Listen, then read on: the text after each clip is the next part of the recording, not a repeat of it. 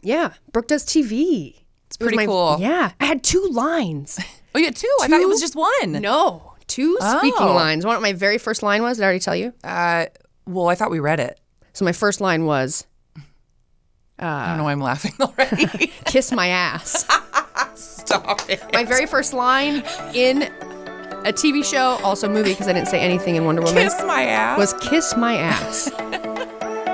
Between the Reps with Brooke Entz and Gina Chancharulo is a CastBox original, produced alongside Studio 71. CastBox is the fastest growing and highest rated podcast app on both iOS and Android, where you can find all your favorite podcasts. You can listen to Between the Reps wherever you get your podcasts, but we hope you'll give CastBox a shot.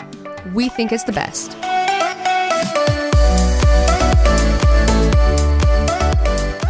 Hey, let me ask you something. You know how it's like if you're a woman, you're an actress. If you're a guy, you're an actor. Right. But if you're a woman, can you be an actor? Yeah. All right. Yeah, You can be an actor. You're an actor. Hey guys, welcome to Between the Reps with Brooke and Gina. We're back. Again. Who knew? Yeah, we're actually not going anywhere for a whole year because we're in contract. So you better just suck it up and listen to all these episodes. Hopefully by the end, 5 of you that listen to us every week. Hopefully by the end of this, you guys are gonna be so good at it, and you're gonna love it so much that we just keep it going. Today, we're gonna talk about where I was just at because I just flew in from Atlanta yesterday, and before that, I was in Pittsburgh. You've been all over the place. Yeah, I mean, I've just been at home. You know, I actually try to take you everywhere with me, and you're like, I can't. I'm like, what? You have a life? Wow, that's weird. My favorite though is when people actually ask me like, "Where's Gina?" and I'm like, at home.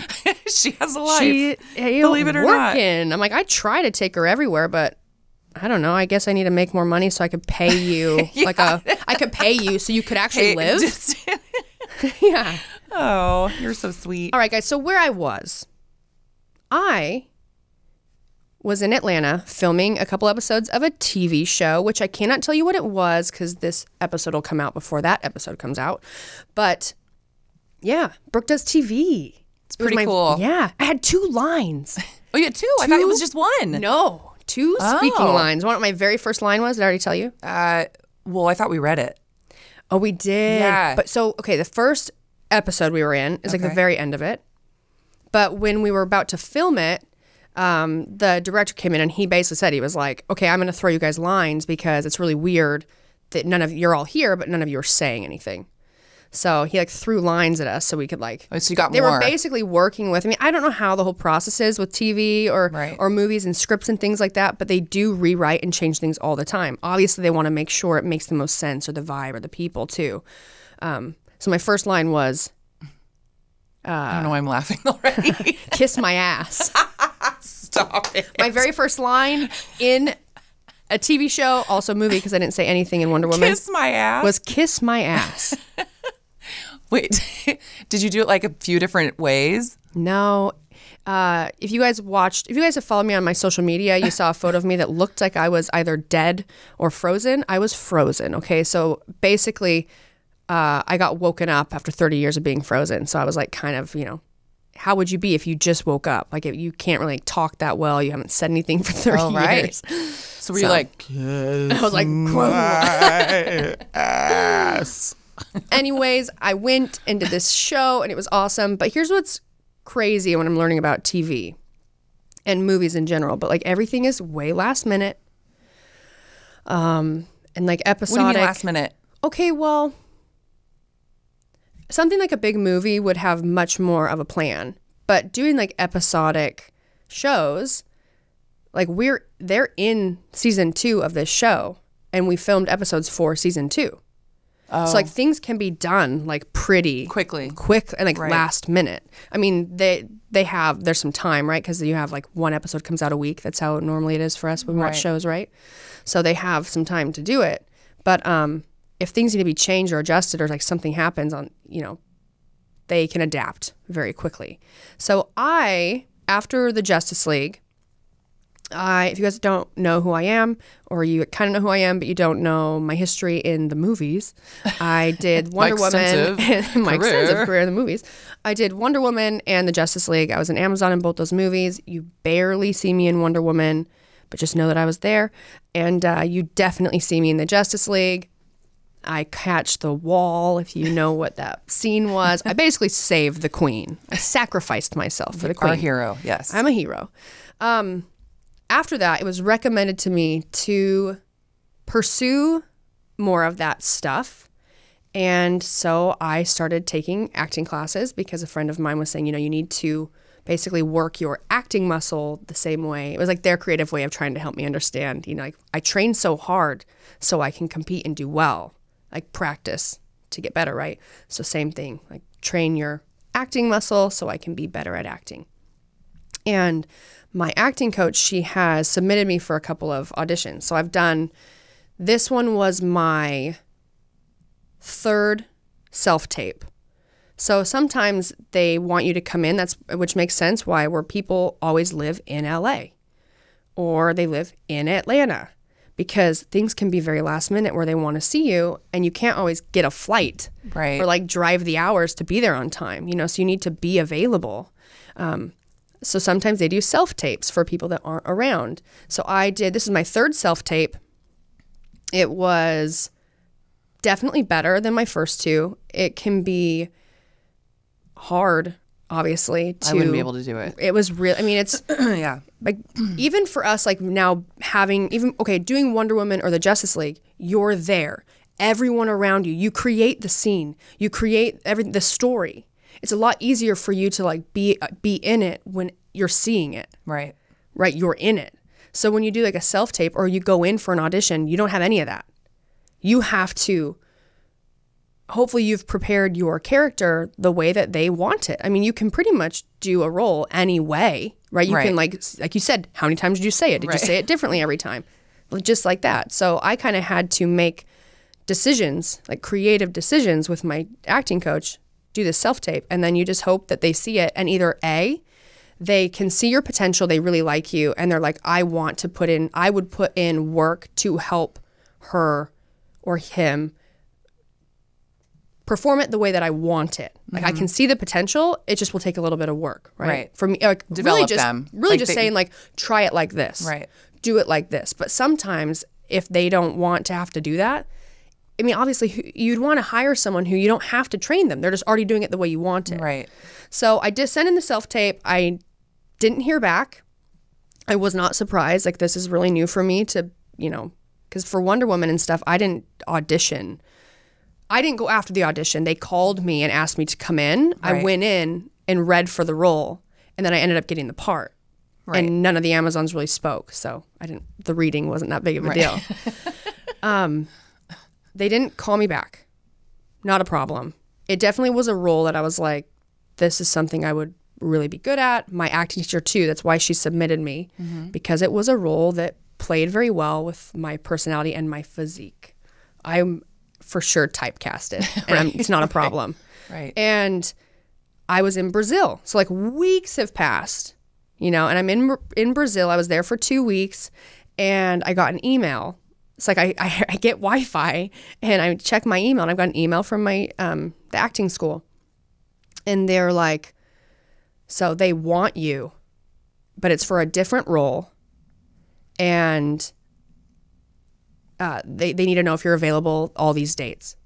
And I'm like, holy cow. Like, so now it's for a completely different role. They didn't send me a script. I have no idea who it is, and I just have to tell them if I'm available. I had no idea if I was.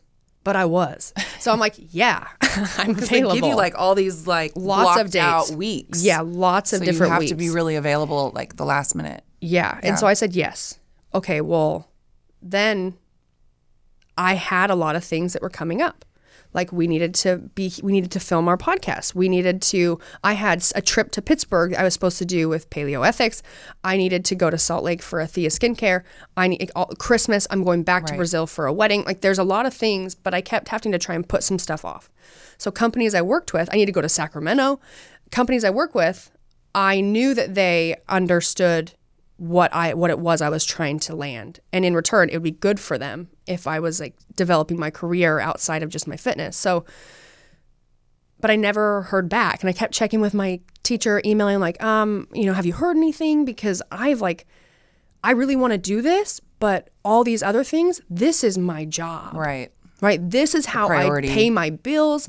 These are people that depend on me and I work with, and I can only keep them waiting for so long, And so finally they said, well, you can't put your life on hold. So, do your stuff and kind of we'll cross the bridge when we come to it.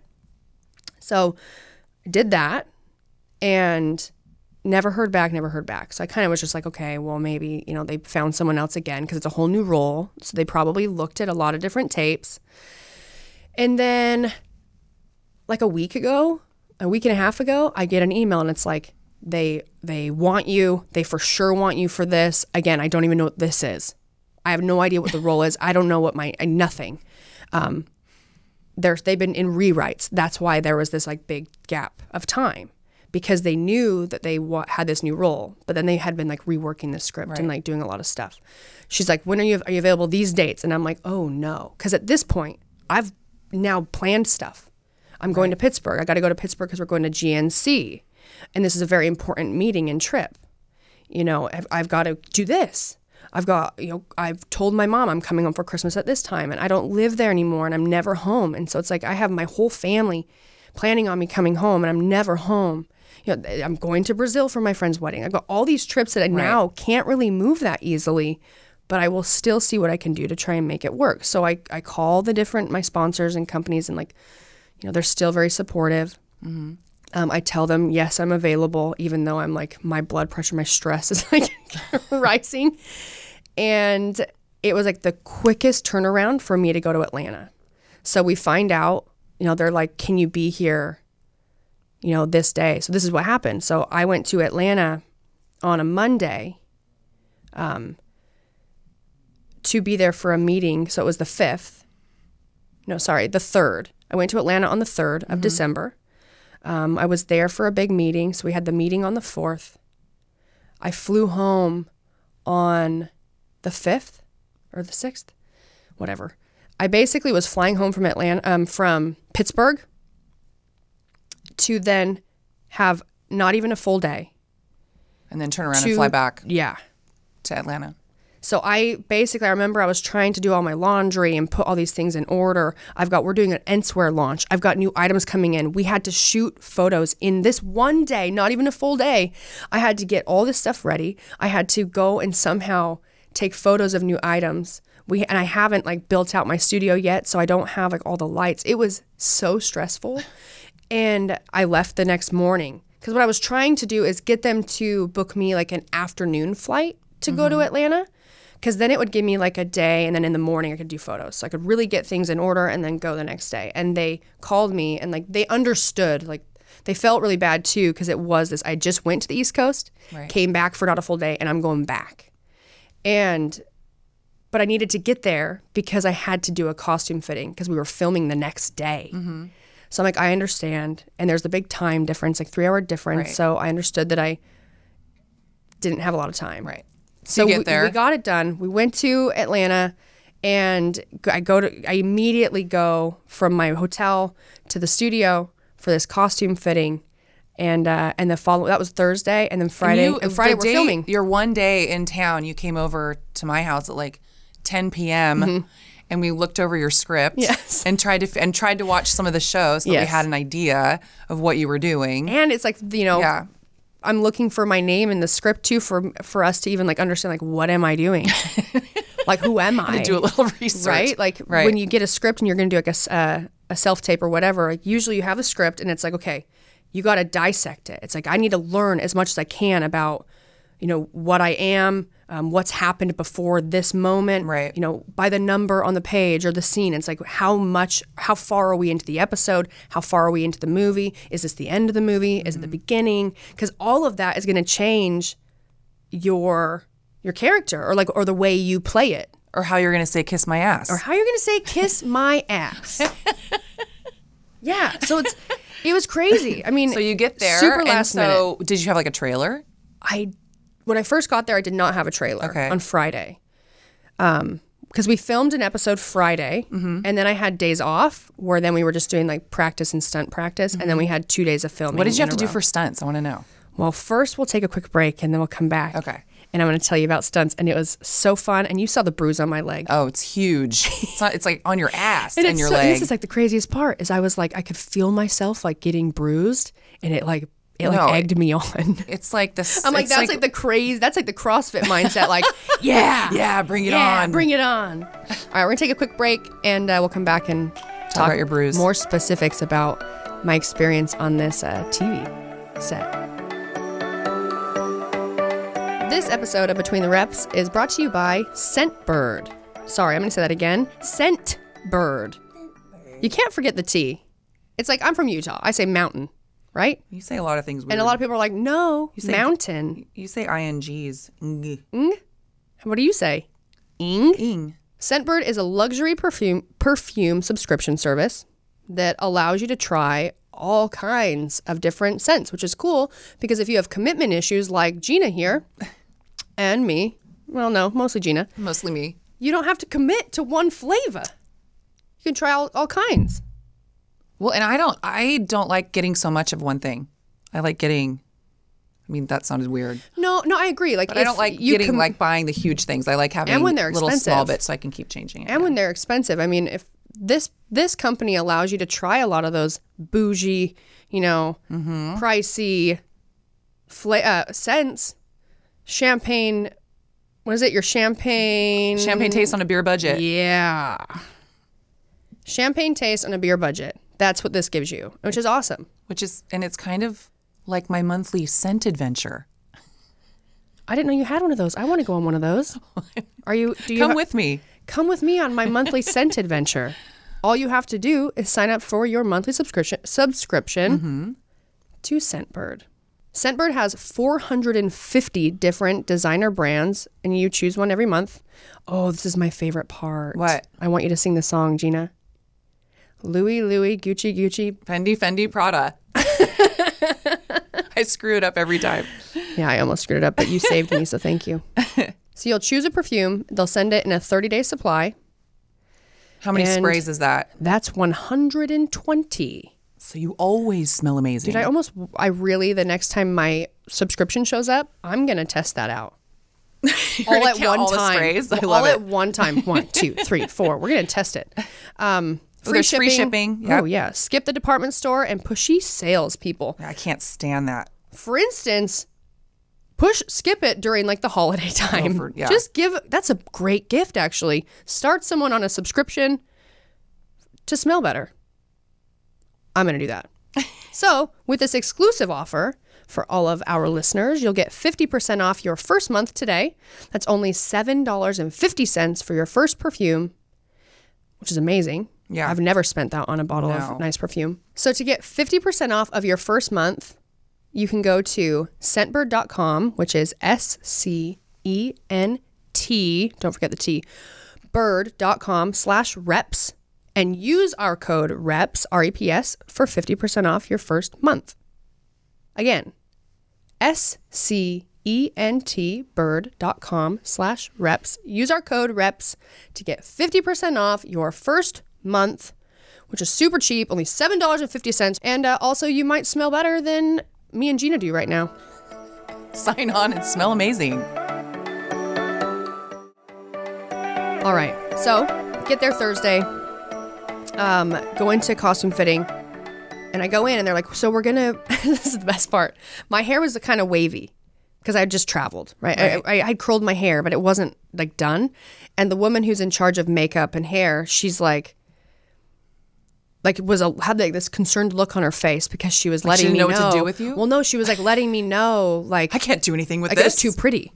Oh. And at this point, again, I don't know what I'm playing. Right. So I'm like, okay. I'm like, no, we don't have to keep it curly. I just traveled here. And so that's when it was let me know. Mm-hmm. I went in for my costume fitting, and they put me in scrubs. How long does it take to do all the makeup and stuff? It was not long for me because the first time it was longer. Okay. Because they made me frozen. Mm-hmm. The second time, it was nothing. It was like barely any concealer. Literally, and then they basically had to make me look really tired. Right. So like nothing on except for a little bit of, just a little bit of like coverage. And then it was mostly done on my eyes and around my mouth to make me look like really exhausted because I've been sleeping for 30 years. Right. Yeah. So I go in, I put on my scrubs, and I'm thinking, and like also too, like there's my clothes rack for like all of the different options. I got to try on all the stuff. They got to see how they fit. And it's all denim. Oh my God. Like the whole thing is denim. And I'm just inside being like, yes. At the same time, no. I mean, you really are at their whim. Yeah. You know, and like that's it. Like, and you can't, like, it's not about like being cute or pretty or whatever. It's about looking the way you're supposed to look. It's being like a dead person in denim.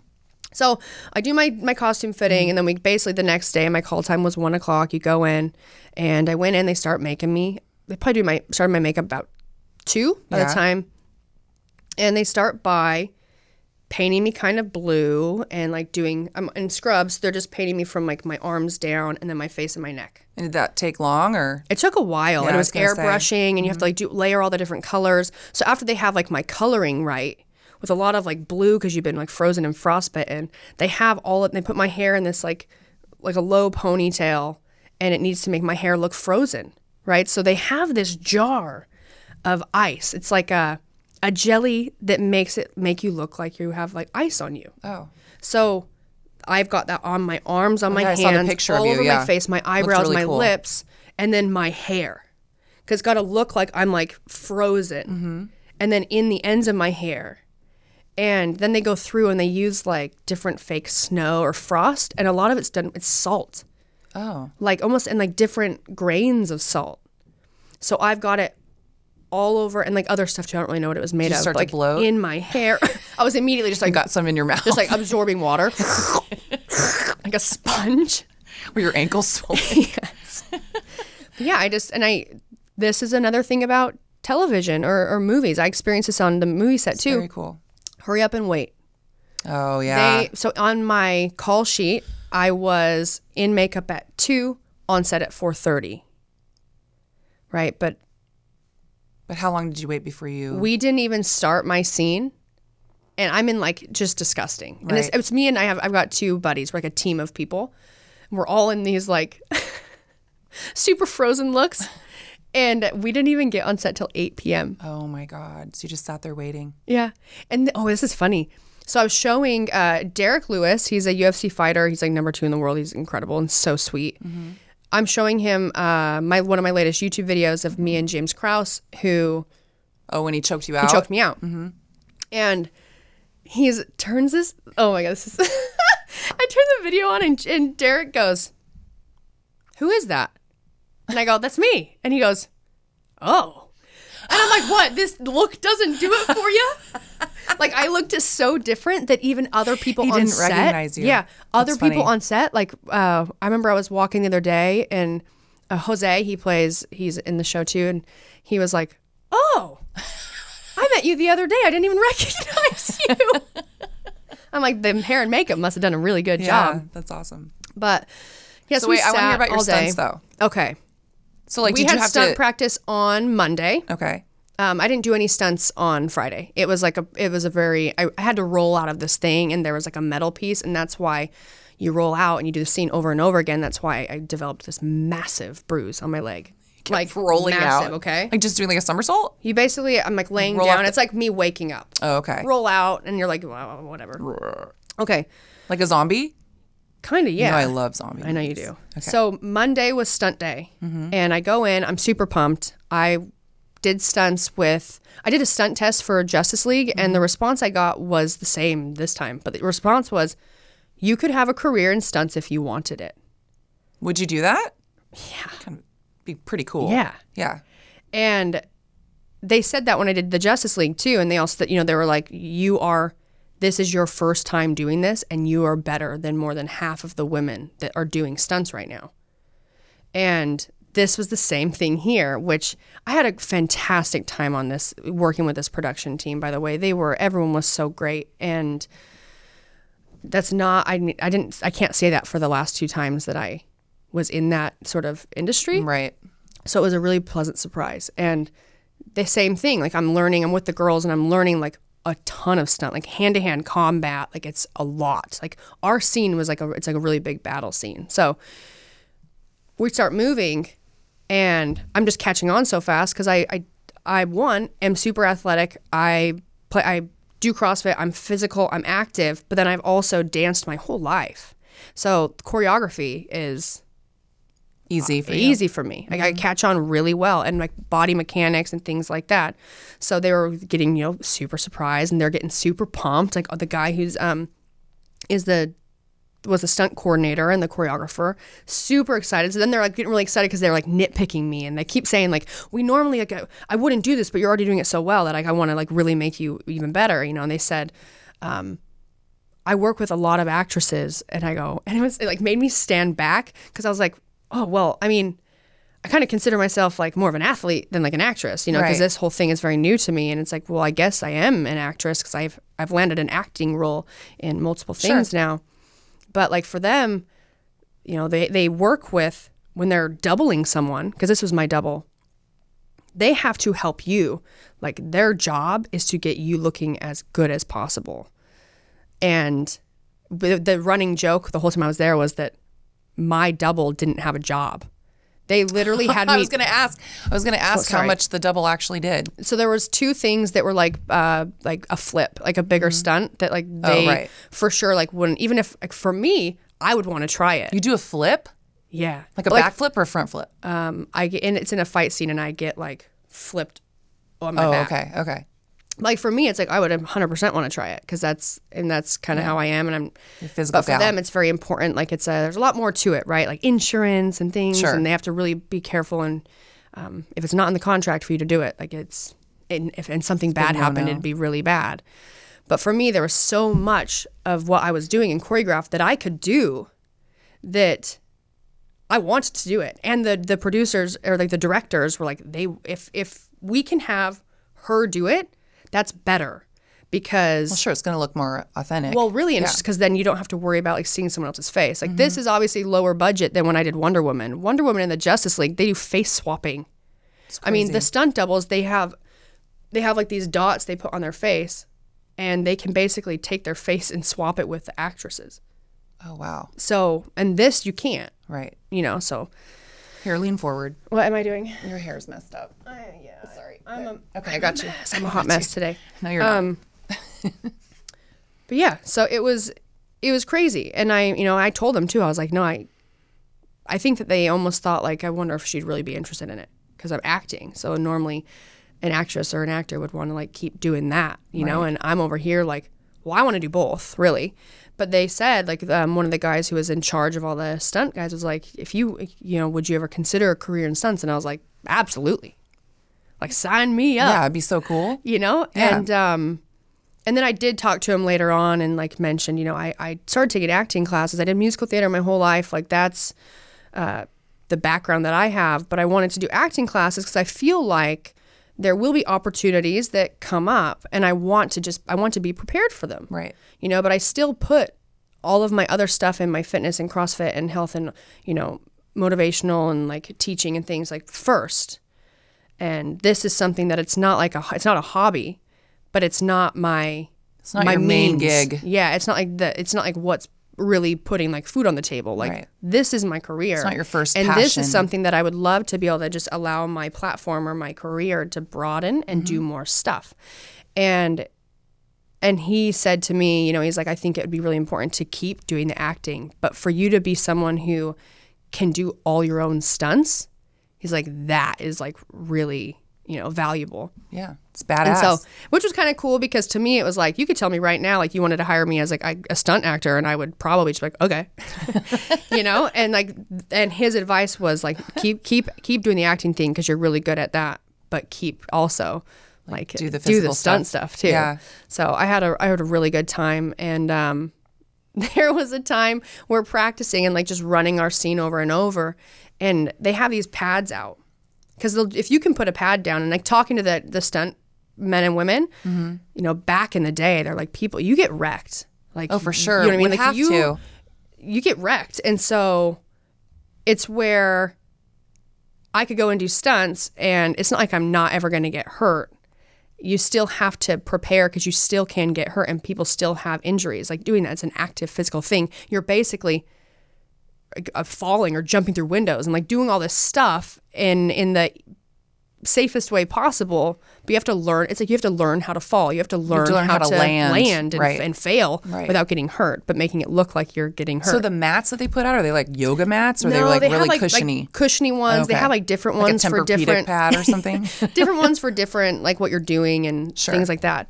But it was really getting in the way for me through some of this, so I like didn't want to do it on the mat, and I had knee pads on and things like that. So it's like I'm not gonna. Like I feel like I'm actually gonna like roll an ankle if I'm on the mat. And there was just this certain part, and one of the guys, Curtis, he's like, please get on the mat. And I'm like, you're just trying to flat back yourself on the ground. I'm like, I don't want to. I'm like, it's actually harder for me. And he goes, he's like, just please get on the mat. And it's like, and that's the thing. It's like I'm someone who I consider myself like more of like the stunt person, like just coming from such an athletic background and what I do for work primarily, and I'm not scared of getting hurt, and I know my body, and I've been hurt, but they also are coming from like working with like the stress that is put on them to not let the actors get hurt doing this training. So finally I would I'm on the mat, and he's like, thank you. Like in the middle of it, like I get on my back for the next part, I'm like, I'm on the mat. Thank you. So but yeah, I have like that mindset of, I don't know, like people that are good at CrossFit are kind of crazy. Like same thing, gymnasts, crazy. Okay. And like I said, with the bruise thing, it's like when it was happening, or like when I'm like being physical and I'm not hurting myself at all, but it might be a little uncomfortable. Like for instance, I have like a little bruise on my forearm because I throw up. There's this like a punch that I throw and she blocks me. She wasn't hitting me hard, but the same thing over and over again. Right. But so like that's why they wear. I had like forearm pads, knee pads and things, but in the practice, I didn't have a pad on. And I came back the next day and I was like, I don't need both forearm pads. I'm like, this is the only area that kind of was bothering me a little bit. But to them, it's if you can put a pad on, like just better safe than sorry with everything. So for them nowadays versus in the past, like if they can put a mat down, they will put a mat down. If they can do this, they will do this. Like, but back in the day, you had people just doing stunts, but they didn't have the mats. They didn't have kicked out of them. Yeah, just getting beat up. Hats off to them. Do you want to do stunts, Gina? No. I always joked that if I ever had a double for me, that it would have to be a boy. Like a body double. Like for your arms? Yes, just for my body. But I learned it doesn't, because Kate was my double and she was great. It's awesome. Yeah. But I was always joking like, if I ever landed a role and it was like a very physical role or something where... It'd be a guy with a wig on. I was fully covered up though. So like if I wasn't like not covered up, I'm like, I always joked they would need like a guy with a wig. Yeah. Yeah. I was talking to someone too just about me wanting to do more stunts, and they had said, this is a guy that I was working with that has been doing stunts for a super long time. And he said, you'd have to lose like 20 pounds. And I was like... What? And I looked at him and I was like, well, then I can't do it then. Yeah, no. I'm like, there's no way. Like, even if I want, because I guess like stunt people you're just a little smaller. Like tiny. I mean, you meet like actors and actresses too, a lot of them. They're all tiny. Well, they're all like different sizes. People are all different sizes, but a lot of people are small. I'm sticking by they're mostly tiny. Like even some of the people that are on this show, like I see them and they make them look like they're so like tall bigger. And big. And then I met them in person. I'm like, huh, you're teeny. Yeah. Which I guess like in CrossFit too, the amount of people that come up to me and they're like, true. Oh, you're so much smaller in person. I thought you were ginormous. Yeah. And I'm like, what are you talking about? I'm a monster. I had somebody tell me one time that had seen me on your Instagram. Yeah. They were like, oh, you're so much taller and better looking in person. Dude, I had so many people tell me that I'm better looking in person. I was like, wow, I don't know what to say to that. I thought you were pretty, but you're way more beautiful in person. I'm like, oh, that's good, I guess. They didn't even say that to me. They didn't say, oh, I thought you were pretty, but you're better looking in person. You're taller and better looking? You're taller and better looking than I thought. I was like, what the fuck? Thanks. Yeah. Thanks, I think. Anyway. Yeah. Well, we'll find out when the episode airs if the camera really adds 10 pounds. However, I was like covered in denim.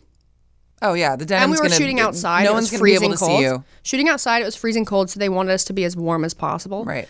So I had like You look you a big guys saw my jacket. jeans. You had a I had sweet jeans, white belt. I had thermals under my pants. That was actually I was like testing the limits of those pants the whole time.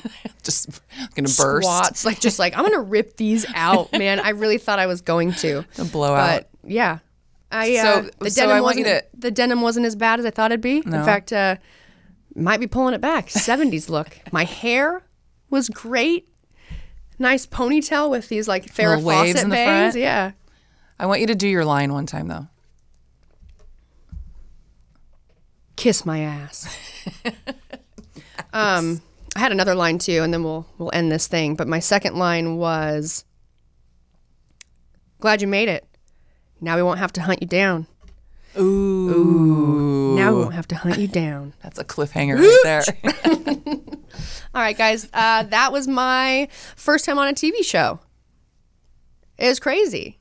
That is Even more crazy, I landed in LA with an email saying, "The director wants you to come back." Then are you going to? Dun, dun, dun. Oh, we'll find out next time on. I'm just kidding. Yeah, I'm not sure yet, so you guys aren't sure either. Thanks for listening to Between the Reps with Brooke and Gina. And thanks again for listening. Thank you. We love you guys. Keep listening. Comment. Rate. So, shit. What is it again? Rate. Review. Subscribe. Rate, 5-star rating. 5-star rating. Review. Subscribe. 5-star us so we can push our podcast up to the top. And so we can get 6 listeners. Yeah, we're trying to get that 6th one. We love you guys. Thanks for all your help, and we'll talk to you soon. Bye. Bye.